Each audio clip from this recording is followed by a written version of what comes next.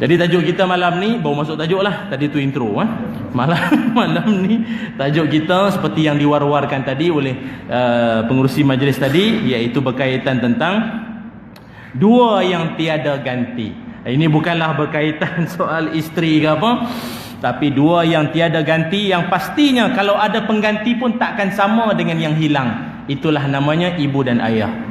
Ya, soal ibu dan ayah. Tuan-tuan, kenapa isu ni saya bangkitkan pada malam ni sedangkan banyak lagi isu lain boleh kita bincang? Sebenarnya tuan-tuan, inilah permasalahan umat akhir zaman.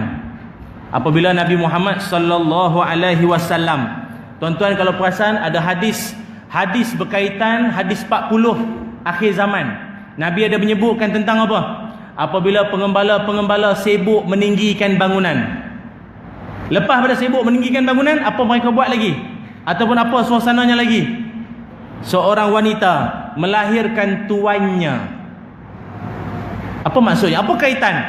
Pengembala sibuk meninggikan bangunan-bangunan. Seorang wanita melahirkan tuannya sendiri. Apa maknanya? Apabila manusia hari ini sibuk sangat dengan kemajuan, akhirnya lahirlah anak-anak yang boleh perintah mak sendiri. Gara-gara anak tu lebih cerdik daripada mak, anak lebih banyak duit daripada mak, jadi mak dengar cakap saya, tolong jaga anak saya. Mak duduk di sini. Kan? Apa mak minta? Dah. Mak dengar cakap saya. Tuan-tuan, ini krisis umat akhir zaman. Ini krisis tuan-tuan. Kalau benda ni kita tak bendung, saya takut, apa yang kita cakap ni, takut benda ni berlaku pada kita, wal'ayazubillah. Sebab itu saya nak mengajak semua kita menghayati makna dua yang tiada ganti. Muslimin muslimat yang dirahmati Allah, dalam Al-Quran banyak ayat-ayat yang kita akan jumpa berkaitan dengan soal ibu dan ayah. Antaranya ayat dalam surah An-Nisa ayat 36. Surah An-Nisa ayat 36, Allah Subhanahu wa taala berfirman, a'udzubillahi minasyaitonirrajim. Wa'budullaha wa la tusyriku bihi syai'a wa bil walidaini ihsana. Sadaqallahul azim.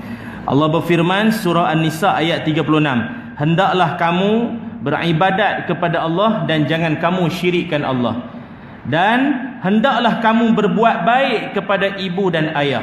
Tuan-tuan perasan tak, dalam Quran dia ada ayat-ayat yang disebut sebagai ayat yang makrunah, ayat yang dia ada kait satu sama lain. Sebut ayat ni mesti ada ayat ni. Aqimus solah wa atuz. Asas semayang mesti zakat. Ati'ullaha wa ati'ur Rasul. Dia mesti akan datang sekali. Ataupun ayat anishkurli wali walidayya. Ataupun ayat yang kita baca tadi, sembahlah Allah dan sembahlah Allah dan berbuat baiklah kamu kepada ibu ayah kamu. Kata ulama, dua-dua ini dia saling berkait. Kalau hilang salah satu, maka tertolaklah satu lagi. Sembahlah Allah dan taatlah kepada, ataupun taatlah pada Allah dan taatlah pada Rasul. Oh, saya tak taat Rasul, saya terima Allah saja. Hadis-hadis semua saya tak terima, tertolak. Dia mesti kena dua-dua sekali. Oh, saya tak percaya sangat dengan Tuhan, saya nak ikut Nabi saja, pun tak boleh. Dia mesti kena ada dua-dua.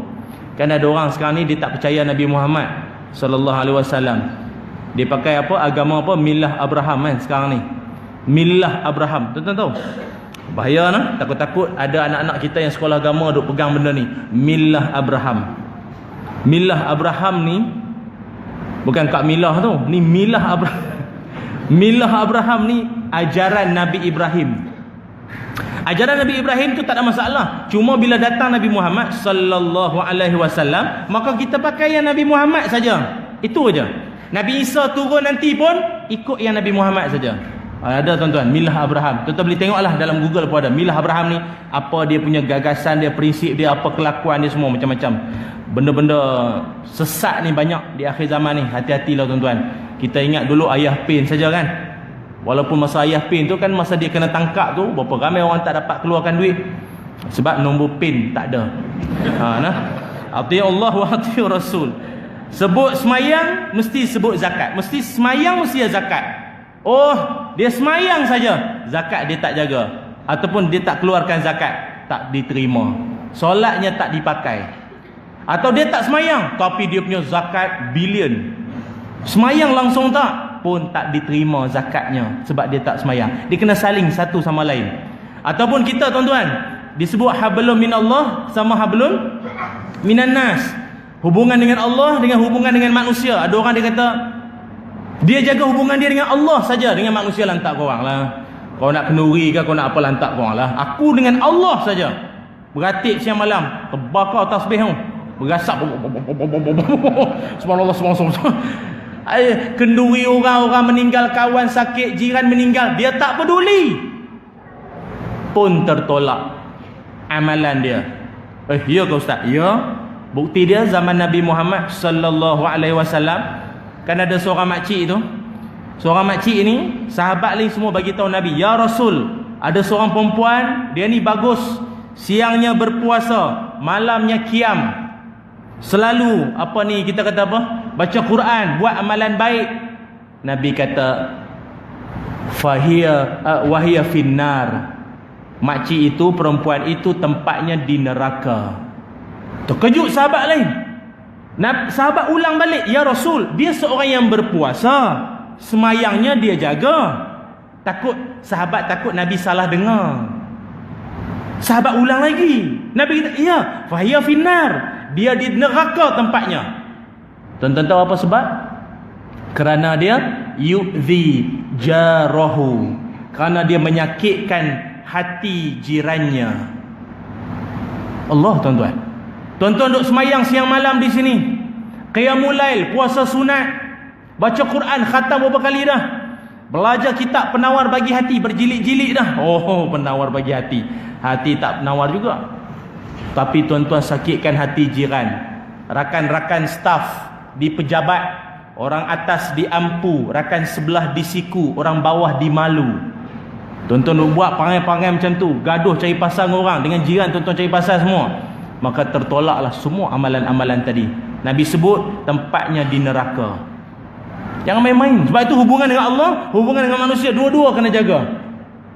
Sebab tu tuan-tuan pernah dengar kan kisah seorang ahli ibadat, sibuk semayang, mak dia panggil.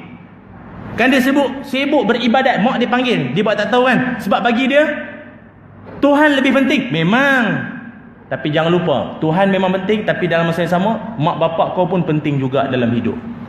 Kita tuan-tuan di sini makan sedap-sedap. Apa mak orang tua kita makan di kampung? Orang tua kita makan apa di kampung? Apa yang kita rasai tuan-tuan? Begitulah sebaiknya kita bagi mak bapak kita rasa. Seorang anak yang soleh bukan dia fikir dia saja, dia fikirkan orang tuanya juga. Allah.